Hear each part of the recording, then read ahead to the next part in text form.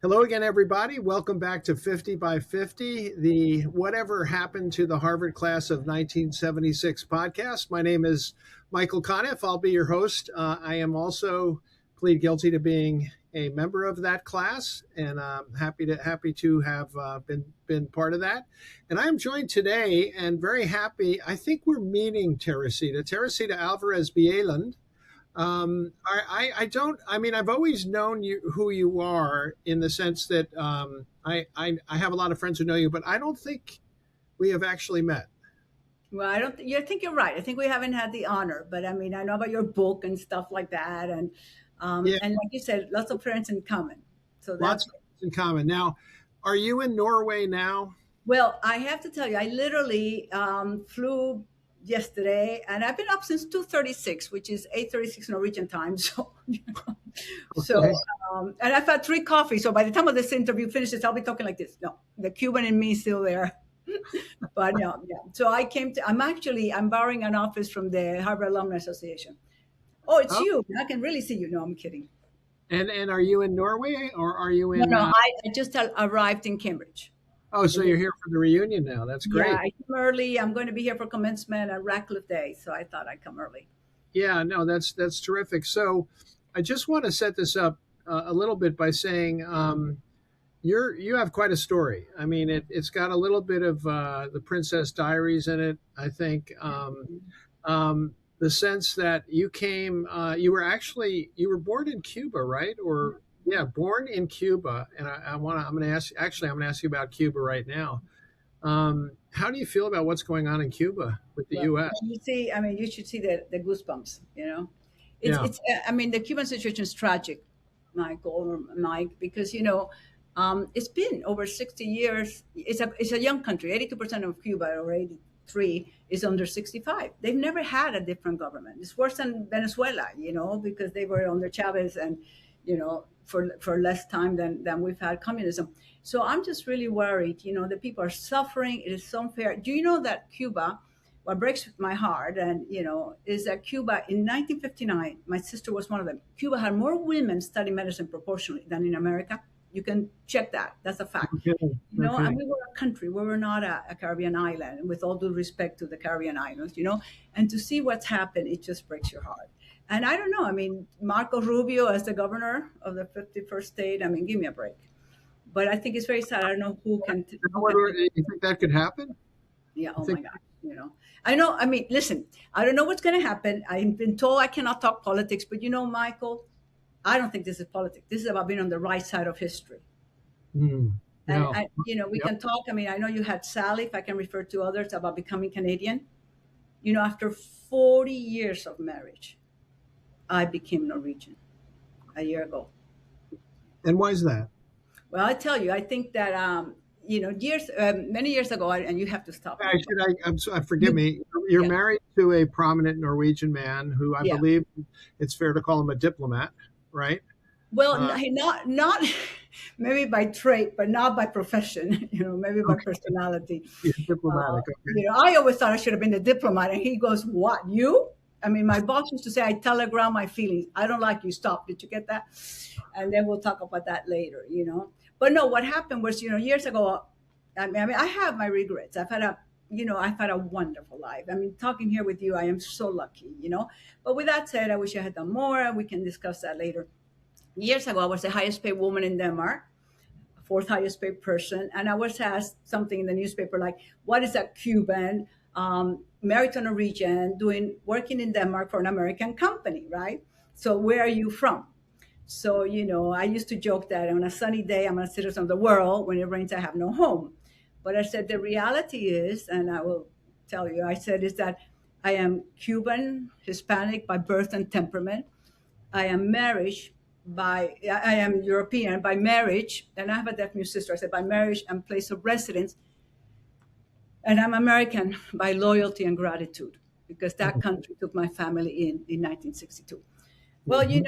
when last year I showed up at the police station in Norway to ask for my Norwegian passport, the guy says, "Why now?" And then Michael, I told him the story, and I started to cry. I did say I'm still Latin Cuban by temperament, right? And the poor guy called Christian, like my husband, didn't know what to do. I said, I just can't say that anymore. I am so sad. I can't say that I'm American by loyalty and gratitude because I don't see my country. I don't recognize it. Pakistan in Texas, Louisiana, Indiana. I mean, So I know I don't want to get you in trouble or anything. I mean, by talking. Well, I think this is a safe space. I think so. What you're saying is, uh, you've said your whole life that Yeah. you were American by loyalty and gratitude. I think you said, and did you decide to? If I'm reading this right, you decided to get Norwegian citizenship because you no longer felt that way.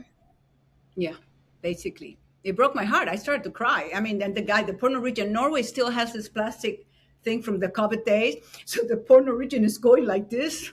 And I'm okay. But I have you have to retain the sense of humor. He goes, at the end, I'll recommend you for citizenship. He says, people come here and they don't talk. You haven't stopped talking. So I got citizenship in a year. This is so true. I can, So Are you still an American citizen? Yeah. I mean, have you ever tried to give it up? It's very difficult. No, I never will. I never will give it No, up. I never will either because I have to believe in the American that we knew. But boy, these are dark times. Was there one thing that made you feel that way? That made you want to, essentially shift your allegiance, if I could put it that way? What was there one event other than It's been a compilation of events. I don't recognize. I mean, I know we changed the Department of Defense for the Department of War. I think the Department of Justice has become the Department of Retribution and Vindictiveness. I mean, I really think that you could change the name. And I don't recognize our country, the generous America that welcomed my family. I went to scholarship, Harvard Radcliffe. I mean, I know we're going to get into. Let me stay here for a minute. Yeah. When you contemplate essentially America taking over Cuba in some way, shape, or form, you must have very mixed emotions about that because of what you just said, but also because Cuba is in such a bad spot. In part, it's our fault, but not entirely. I mean, it's the system of government that has failed so stupendously. Do you feel mixed? I mean, in other words, I'm asking, how would you feel if, in the name of all that's wrong with the world, the U.S. took over Cuba, and would that be better for the Cuban people? Maybe short term. I don't know. They say I mean, I figured you never gave me a heads up what you were going to talk about. No, that's intentional. They're saying, will Cuba get some money? Remember the $100 million help or whatever? Would that help? Would they take 94-year-old Raul Castro and bring him here like they did with Venezuela?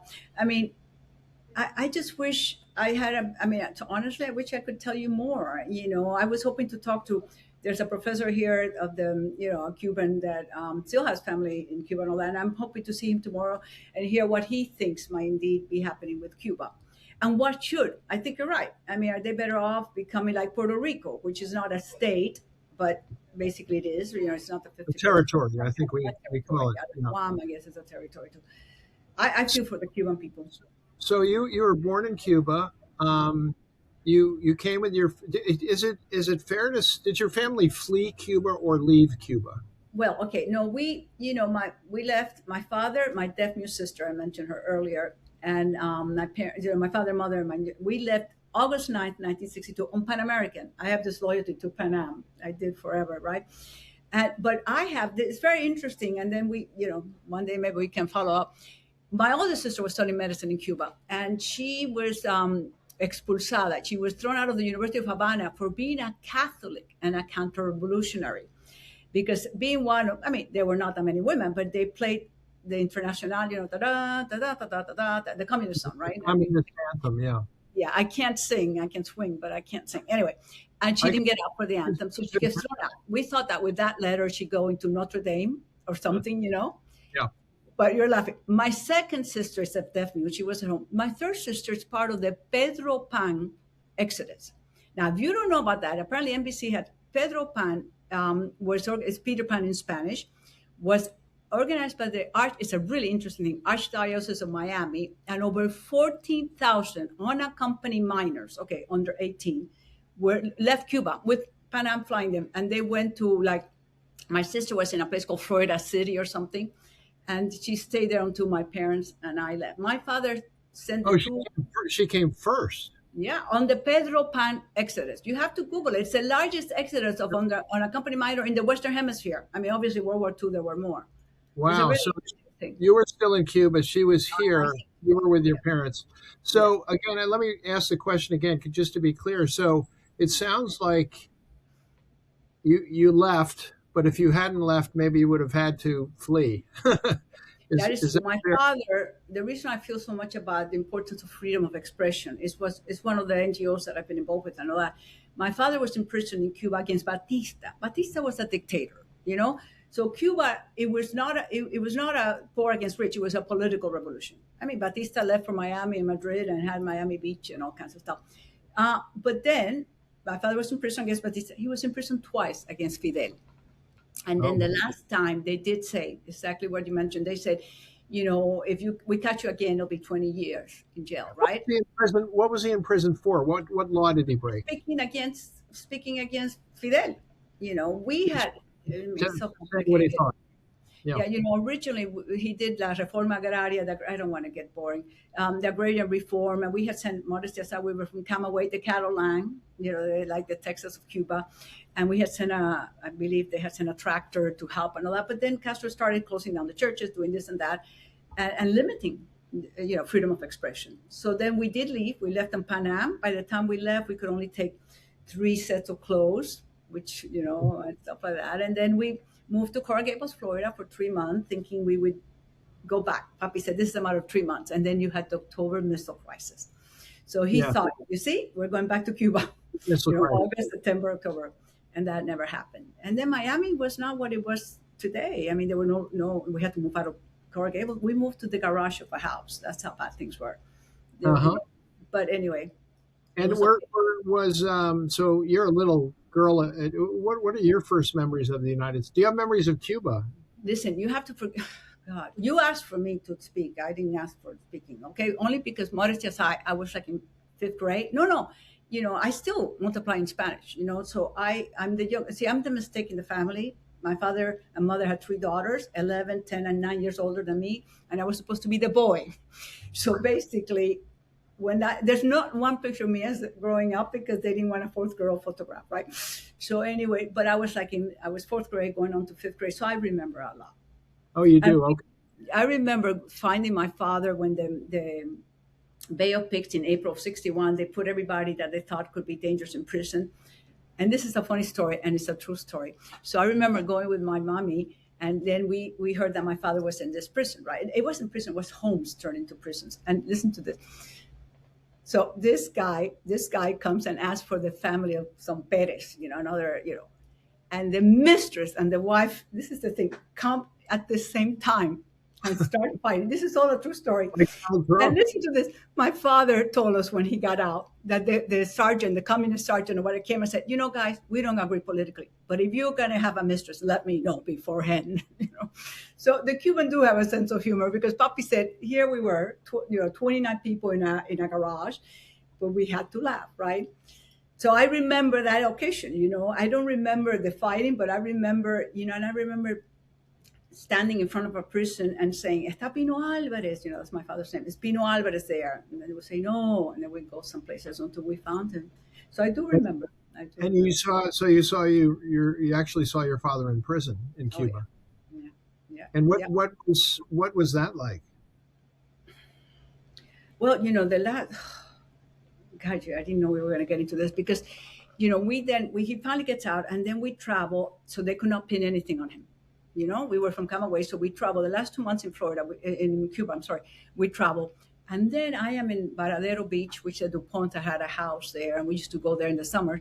And I'm playing with kids, and they invite me to a birthday, right? And then I had said something, well, we're trying to avoid being caught. I showed up at the birthday party, and they said, oh, here comes La Gusanita. The Gusanita was what the communists would call the Cubans that were not communist worms. Oh. And the point is, then I realized I had made a mistake. Hmm. You know about children, I never told my parents. I came back to the hotel, cry, and they never heard the story until we were in Miami. So kids can keep things inside. So Yeah. no, that still hurts me telling you that story because They I thought called my you. God, They going called back you to prison. a worm. That's incredible. Uh, Gusanos, yeah, you can Google that. Yeah. so, at what point did you know you were not going to go back? Was it the Cuban Missile Crisis, or was it later? Well, it was later, but you know what? Now we can jump to Harvard. When I was first marshal, Radcliffe first marshal of our class. By the way, I have a lot of good things to say about our class because I've heard, but we'll get back to that. The Miami Herald somehow heard about it. I guess anyway, and so I was interviewed about how I felt about going back, and then I was invited to talk to these old professors from Cuba, from University of Havana.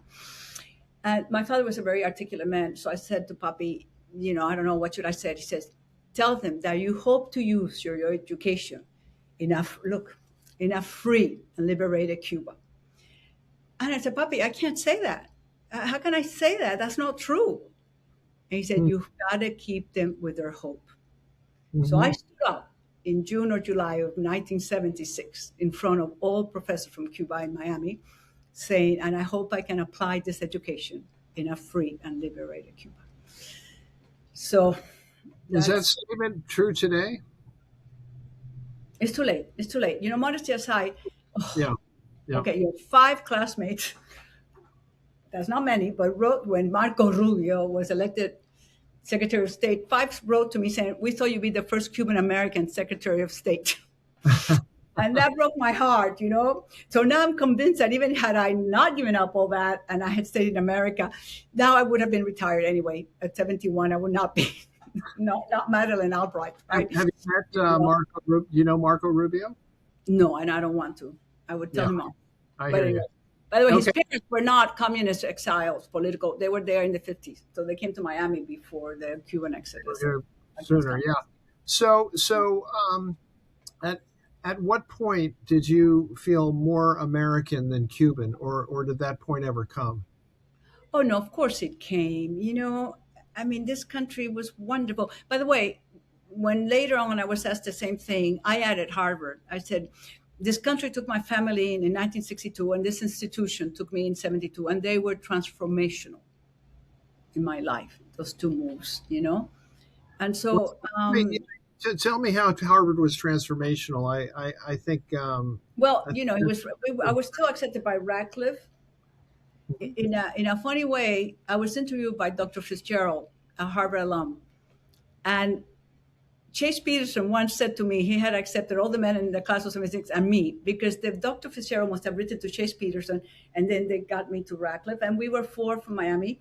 There were two from Everglades School from girls and one from Coral Gables, and I'm still close to Wendy Eric from. We wrote our thesis together huh. senior year. But America had given us hope, and my sisters did well. One of my sisters was the first Cuban woman to get a PhD at University of Florida, where there are a lot of Cubans. So my father, one thing we learned, and there's so much to talk about. I think education is transformational. And in 2009, 2010, when I became president of the Harvard Alumni Association, I made global service my thing. And one of them was education. And I was asked to give some speeches in Miami, and I call education the global passport. I said it takes you from one socioeconomic status to another and from one country to another. Because Papi always said that, Papi being my father. He said they can kill you, but otherwise what you have is what you keep. Because we lost everything, photographs, What house, did family. your What did You your know? father and mother do in America? How did they make a living? Well, they did everything. My mommy didn't work because I was little and my sister was deaf. So she stayed home. She was wonderful. I mean, I had breakfast served in bed because we had Cubans exaggerate, but we were from the cattle land. If you look at Cubans now, we're bigger than Texas because everybody had land, but we were from from Camagüey, the legendary Camagüey we called it. So she did everything for us, as a family, but she didn't work. And then Papi did everything. He ended up then working for the King Ranch of Texas in something called the Bigby Ranch. You know, the King Ranch was big in Cuba. They had the Santa Gertrudis. I'm full of information. You know, the Santa Gertrudis cattle is very good for heat, right? So they had them in Cuba. No, so he ended up working for them in Miami. Well, Everglades. The King Ranch was the biggest ranch in America at one time, wasn't it? Pardon? I think the King Ranch might have been the biggest ranch in America. Oh, it was 840,000 acres. And Yeah. when we visited, they had Assault and Citation, the last two horses to win the Triple Crown before Secretariat. Oh my God. Any more trivia? Well, listen. I wanted to jump backwards just a slightly to your. I know you were valedictorian of your high school class, which is of course a great honor. Where did you find all this information? You did your homework. It's in the. I think it's in the Red Book.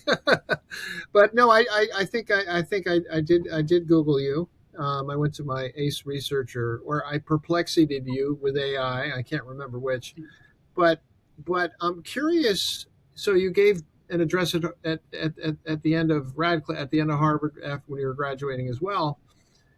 What did you say in that high school speech, and what did you say in that speech at the end of Harvard? Oh my gosh! You know what I said is funny. I quoted Matthew Arnold: "Resolve to be thyself, and know that he who finds himself loses his misery." And I said, to each generation, I don't remember what I did this morning, but to each generation, new challenges present themselves.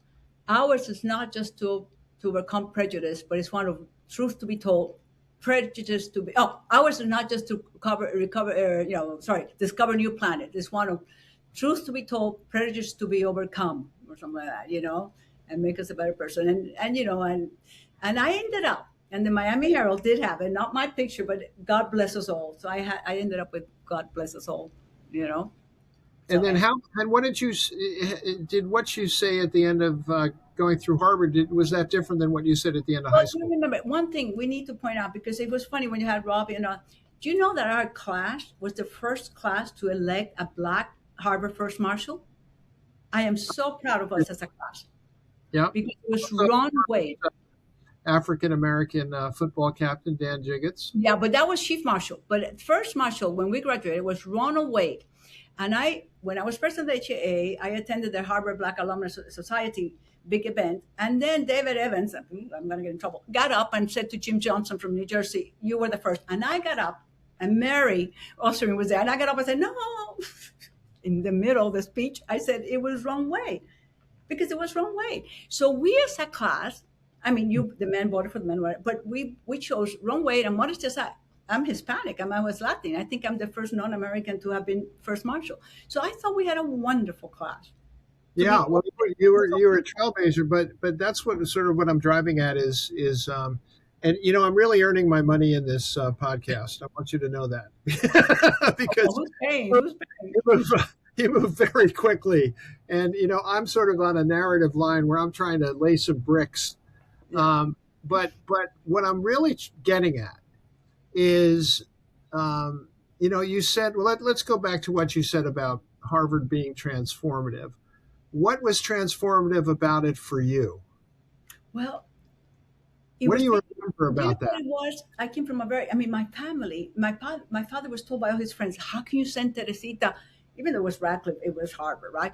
To that cradle of liberal, you know, ideology and all kinds of stuff, right? But my father had two old friends of his had been Harvard class of 47 or something, Kirkland. Anyway, so Papi said, no, Teresita will know what to do, whatever, you know? But I mean, he did. I was so proud and happy that he let me be, you know, go to the best place I could go, right? And so, you know, and then when I got there, there was one guy, Peter Knox, our class, and he had long hair. And I would cross the road, so I wouldn't cross. And now we're dear friends, because towards the end of our college years, I call him Sonny, and he would call me Mama or something, because I was after him to cut his hair. But so my point is that I was able to accept other views. You know, I didn't have to adopt them, but to be able to accept that people were different, that we thought differently.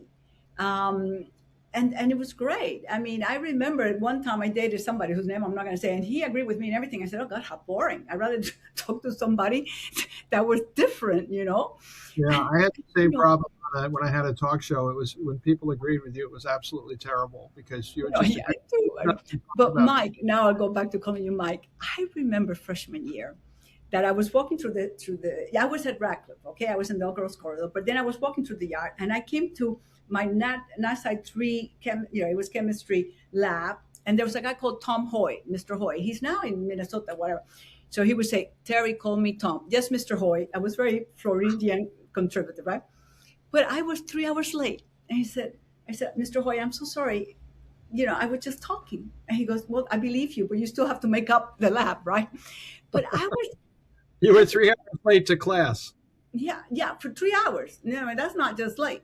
But, my point is that, and my friends can tell, my daughter, you write to me to Teresita Alvarez-Bjelland.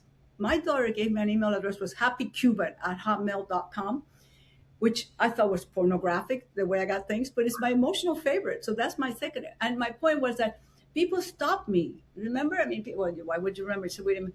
And somebody once said to me, why are you always happy? I just thought I was the luckiest person in the world to be at Harvard. And I remember that they say in Spanish, tomar is to take, but it's not like beber, right? You don't say drink or so. He said, you take anything. I said, yeah, I take Coke. He goes, this is freshman year. That's really hard stuff. I go, no, Coca-Cola. Sure. I mean, I thought, oh my God, But let me ask you, did you ever find yourself probably discriminated against is the wrong word. Did you feel like any of the otherness? Did you feel like, you were singled out because you were A, a woman, and B, how many Cubans were in our class? Well, there's my roommate, who is the one that does Maria Suarez. She does Cheaper by the Dozen. She's got 12 kids. She was number 12 or 14.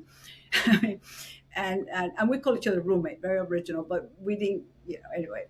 There was one thing that I did freshman year. Well, I think the point is not a lot of Cubans in our class. No, there were three, But, it's funny. That same article that the Miami Herald carried after tried to say that, were you discriminated? I didn't feel, I was lucky. Again, maybe lucky. I never felt discriminated against. No. And even when, and I defended, I remember somebody said, oh, the preppies are so arrogant. I said, no, many of them are just shy. They have not, they've been to all boys school. So so I know my father gave us this wonderful belief that we were people, not girls or men. We were individuals. Mm-hmm. And I remember in one of my side courses, they had a question mark, who am I? And, this is the 70s. And you know what I did, Mike? I put, I'm a happy person. I'm a lucky person. I'm a Cuban. So I never put I was a woman. That was, So no, so I'm not saying maybe people will tell you. How would you answer that question now? Who am I? Yeah. It's interesting. It's really interesting because I've been doing a lot of thinking, even though I didn't know you, not about today. Sorry. I really appreciate what you're doing. But I think at the end of the day, I'm still a very lucky person. I've got a wonderful husband, and I get sentimental, but who always says, and it's true, that you have to give each other enough room to remain the person you fall in love with. So, for example, he's not coming to my reunion. He would go crazy. As a Norwegian, me running around meeting people. Oh, please, So that's, I've got 2 wonderful children, 5 wonderful grandkids. That's who they are, though. Who I'm just. You don't have to answer this, but that's your family. But I'm guessing what I'm driving at is, if somebody said who are if I had to answer that question, I would say the first thing I would say is I'm a writer.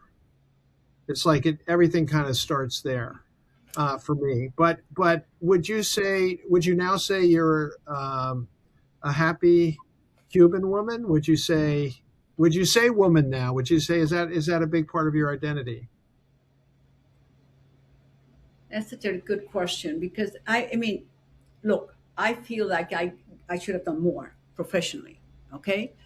You do a lot. I know you said you had a very big, you were at Bates Advertising, you were head of that, and that's a big firm. But not enough, I have to tell you, it had nothing to do with Harvard, but I've been very fortunate. I had the most wonderful mentor, and it was Leonard Loader. And I always say Leonard Loader, I went to his celebration of life, 2,000 of us were there, but yeah, see him. I didn't know him, but I used to see him a lot when I lived in Aspen. He was I out will there. send you a picture. My last time with him was December 14th, 2024, and he died like. So people know he ran the cosmetics empire. But not only that, I mean, like if you go to, he gave his Cubist collection to the Met. He did the Whitney Building's call after him. He's done so much for Alzheimer, and I would say what I learned from him is that I would say he was intelligent enough to be analytical and emotional enough to act, because you have people that are analysis to paralysis. And Leonard was wonderful. And Leonard believed in me. And this is not about me. It's about the kind of person he was. When I was 29 years old, he offered me the whole Clinique International on the 17th of May of 1984. That was $500 million business then. But I had just gotten married 6 months earlier, and I turned him down. Later on, he offered me the whole Loader International. And the woman who got it was covered by Time Magazine. And I was pregnant with my second child. So I have regrets. Because I said to him that time is not right. And he said, timing is everything. So, but then I segue or whatever to nonprofits. And I have found that I thought I was giving back. And honestly, I feel that I've been the one gaining, because you get a wonderful feeling when people, Sure. A lot of people don't say thank you. You don't do it to get a thank you. But when some people do, You made a choice for your family, and you also made a choice. I want to ask you how you met your husband, and how this unusual combination of Norway and Cuba and America how did that happen? Okay. So we met at Harvard Business School. Okay. So, okay. So I always make a joke. That I thought I married a liberal Scandinavian. He thought he married a traditional Latin, and we were both wrong for a time there. Okay. Yeah. But he gets mad at me, but I'll tell you the story. Because, okay, so the question you asked has been asked of me many times.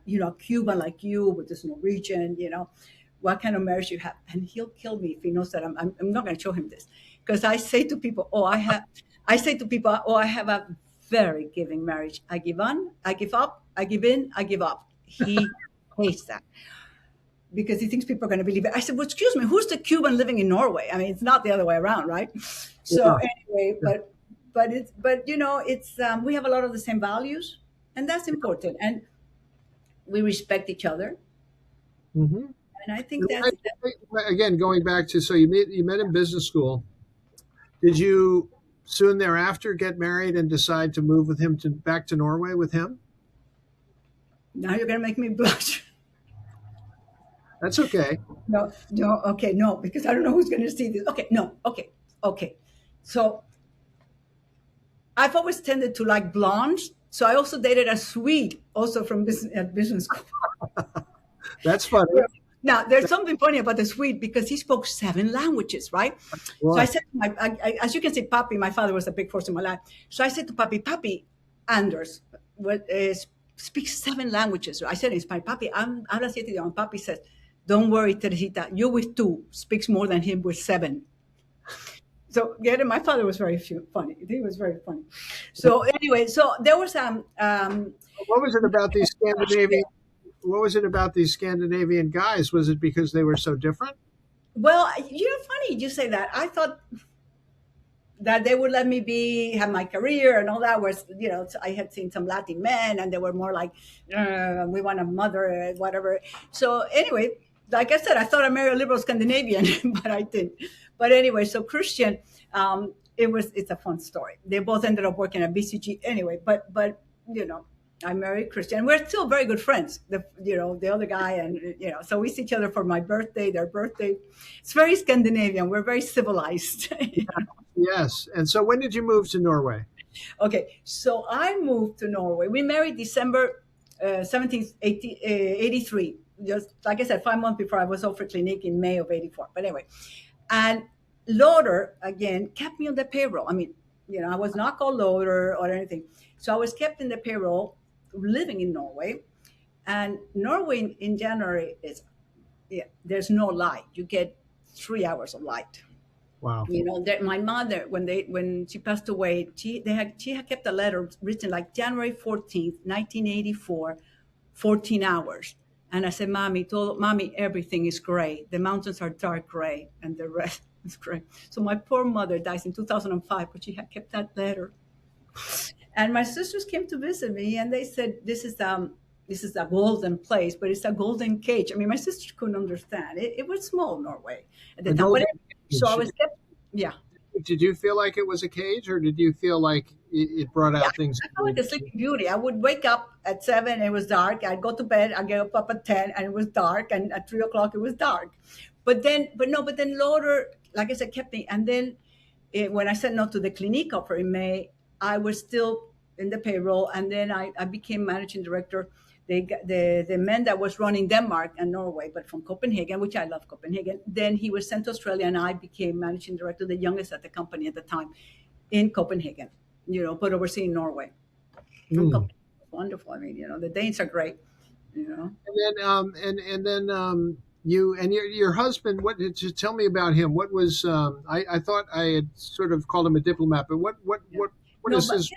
I mean, a lot of not your generation, or clearly not our generation, but his family were the first to open an office in America, in Chicago, New York. It was the King Oscar sardines. They were the biggest canners at the time, and there's a wonderful story that Bob Hope apparently interviewed King Oscar of Sweden, right?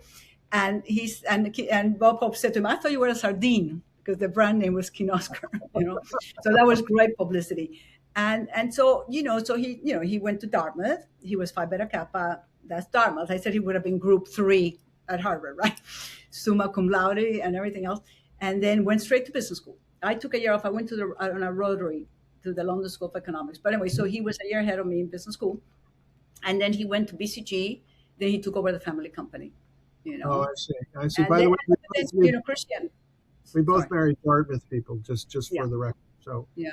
So Christian, he had a big interest in art, but then decided he had to take over the family company. Long story short, and you're right. I mean, he was chairman of the National Museum of Art. He's actually considered the one who created. If you ever come to Norway now, they have what they now call the National Museum of Art, and it used to be 4 different museums. It was his idea to put it together. He was the first chairman for the 2 of them. Anyway, so he did a lot for the art world in Norway. But then now he's retired, and I'm very proud to say that I was never jealous when he was also Chairman Kroner. I mean, I'm making this more about him than me, but the Chief Justice of Norway said to him one time, "I'm in awe, AWE, of you, because you're on top of the business world and the art world." And he was, and I was never envious, right? I had made my decision. I have regrets, but funny enough, I have not regretted marrying him. I regret what I gave up for him, but not, But now he's painting. He's painting, Michael. Don't ever give up. Whoever's listening to this, find a passion. Don't give up your passion. He goes to the studio. Right. It's wonderful. Now, so We should ask you questions. Are you still writing more books? Not just. Oh yeah, I wrote today. Yeah, I wrote a novel. I'm finishing a novel. What I wanted to ask was so you mentioned regrets a couple of times, and it's funny. I also sort of feel like you wouldn't change anything necessarily. So am I right about that? In other words, you've had this great life. It's been very interesting, and I even think exotic in a lot of ways. But one day when we meet, I'll tell you some of the stuff that it's unbelievable. Because right now, there's no point in. I don't want people to think, "Oh, to brag," because that's not. I mean, you invited me, but I've had a magical life. My question is like you had you made your choices, and I certainly think you would say you made good choices, but you couldn't have it all. And the generation of our classmates, there was some belief that you could have it all. And in I don't know if that's a mythology or I know it is in some cases, but it's very hard to have it all. And and I think you're an example of that. But one good thing about our class, and again, I'm so proud. I thought they said, "Did the women compete?" No, I thought, like you say, I thought we all would succeed. We would all succeed. We never compete. I really didn't feel that I competed with any of the women at Radcliffe. They were my friends. I've always said I'm very lucky with the men in my life, and you heard me speak about my father and my husband and my son, whatever. But it's the women. that kept me going. And so I felt that, but you're right. I mean, when I went back to Harvard Business School, it was like success in business or children. I mean, it was very few that had both. Hmm. So I think, maybe, I mean, but hopefully the next generations don't have to make That's a hard such a choice. So did you, when you graduated from Harvard Business School, did you think you had made the decision to have more of a career than a family? Okay, well, what happened was, let's be out of business school. I was given job offers by my father. Used to say again, my father, he said all the generals, General Mills, General Electric, General Foods, and General Motors. All four generals gave me offers. But this is the Cuban family. My nephew sister again. See, there's things that nobody in our class knows. Was tired of living with my parents in Miami. So Papi and my mother thought I should take it with me wherever I was going. And that's the kind of thing you did. I mean, no problem, except that it could not be New York. That was too dangerous. So then I turned on, at the time we call it Morgan Guarantee, not JP Morgan, whatever. And I turned them down. And then I went with Johnson Wax to Racine, Wisconsin, and then to Madrid. And then my sister never came. you know, She came.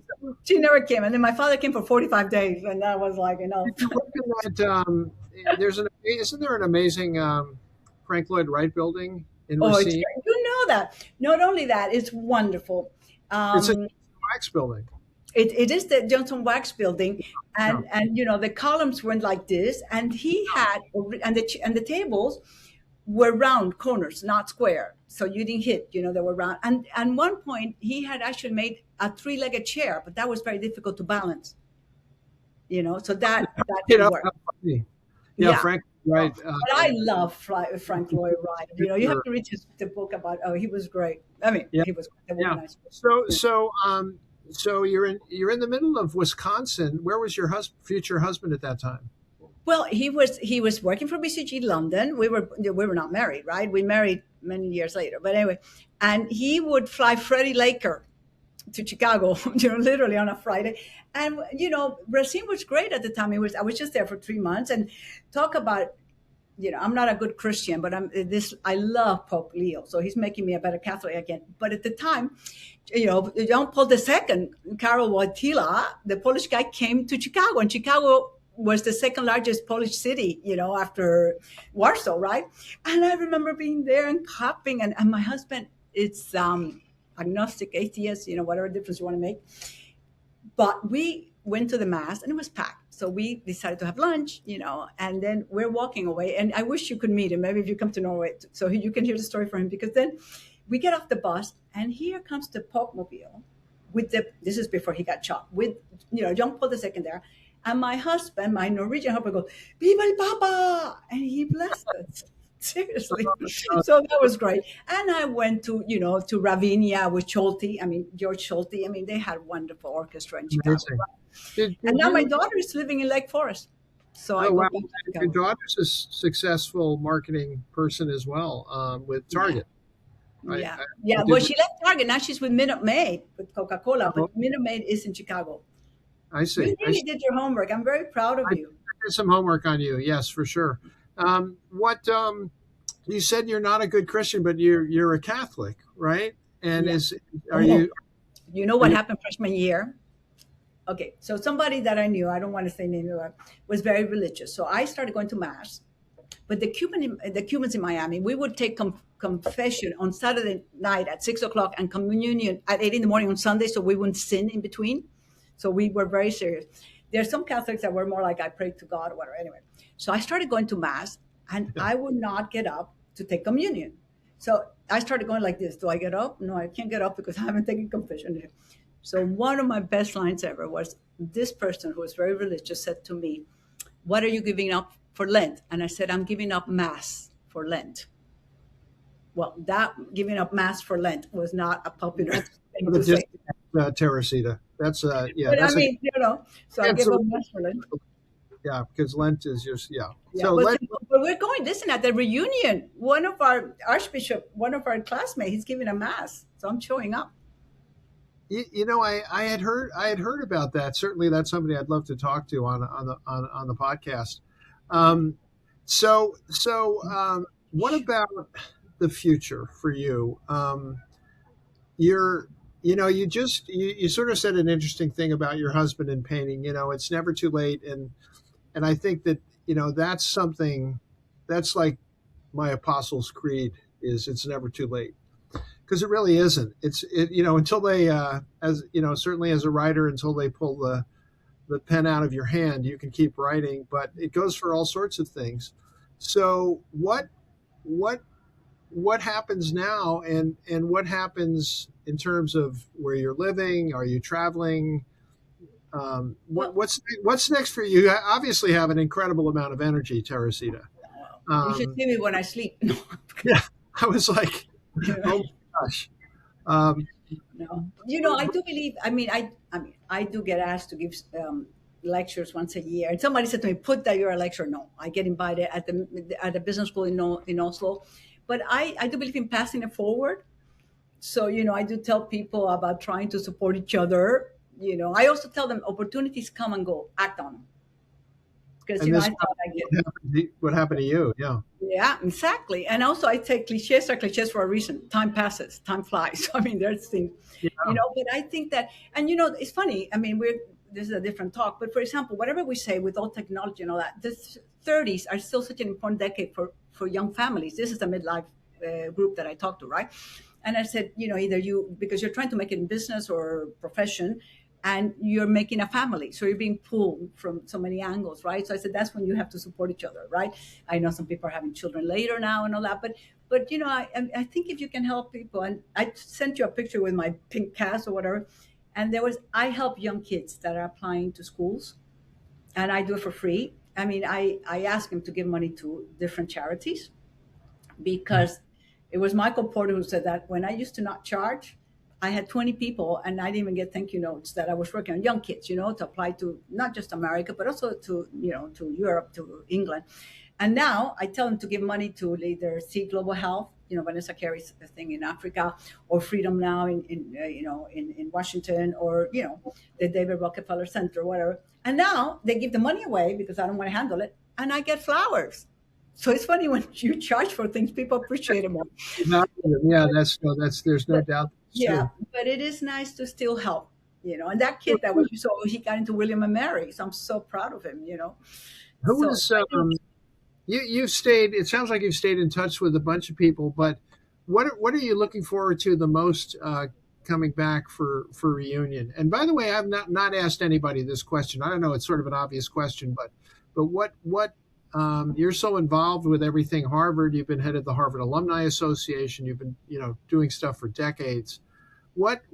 And I also should ask, what is it about Harvard that motivates you like that? I told you, I think other than, I'm getting old and more emotional. I get goosebumps, whatever, everything. But other than my family, there's no entity that I care more about than Harvard.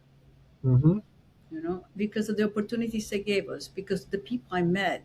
I thought I was naive. I mean, remember we could sit at the dining room table and talk about the brothers Karamazov, and then go and talk about, whether Moriak or whatever, and then talk about, who did John Havlicek play for Ohio State, things like that. I mean, the variation, the interest. I heard, and then this I'm going to share because, and I can't remember. It was a woman. When we were having one of the campaigns, I heard three people from Harvard. The dean of, there were three deans: Harvard Business School, and then the Divinity School and the Law School, or the Kennedy School. But anyway, the two men said something like, "Well, Jack Welch is going to donate this and this and that, from General Electric." And the woman whose name I have to give her credit. And then the question was, they also said, what makes for a good life? And you know what she said, Michael? She said, a good life is one characterized by curiosity and generosity. And that, to me, because it goes back to, we must remain curious. You can't stop learning, really. I think, I get excited about traveling. I get excited to see things, or because it enriches your life. To be curious and then to be generous. Now, what I added after 2016 was an integrity.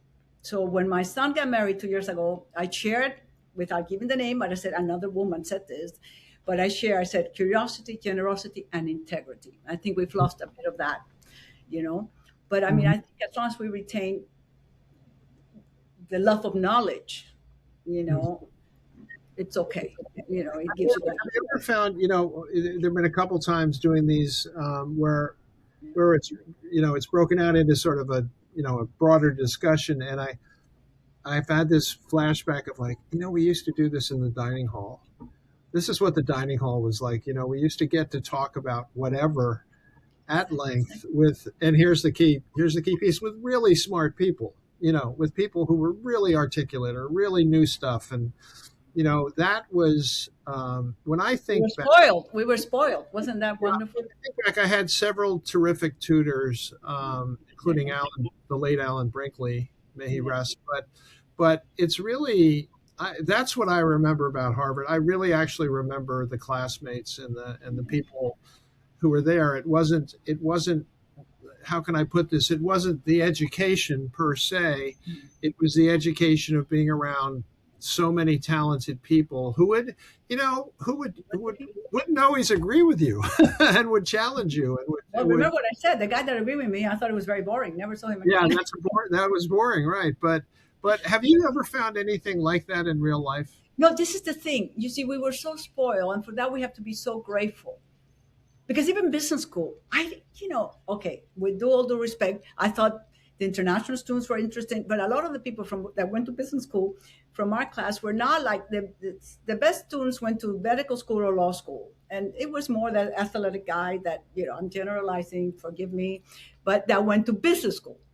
The Americans that went to business school had all been captain of this team or whatever, right? Or the military, right?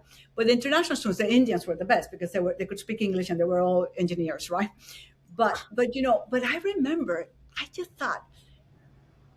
I remember talking to Larry Thompson. I said, but they're not that smart. They're just so focused. And then you know what he said? That was a wonderful professor, Larry Thompson. He said, you don't have to be smart to make money. And him I can quote because I thought he was great. In your lecture to the business school, I like to say some of the dumbest people I ever met were at Harvard. And it is actually, there were some athletes who, weren't the. So I'm saying the college was unique.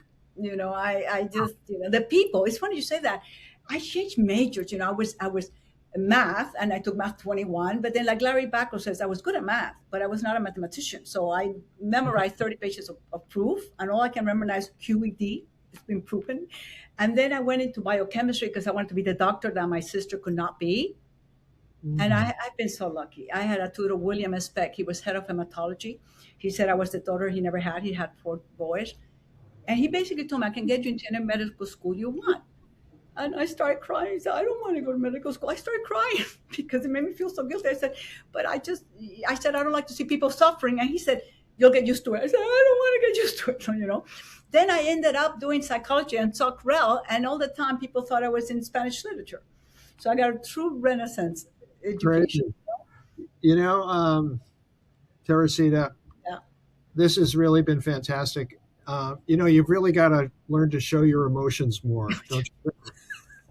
I remembered it was Leonard Loader. Don't telegraph your feeling, or I like to play poker against you. When they launched this fragrance called Beautiful, I said that sounds like Avon. How can you name a fragrance beautiful? I mean, okay, stuff. Well, listen, this is fantastic.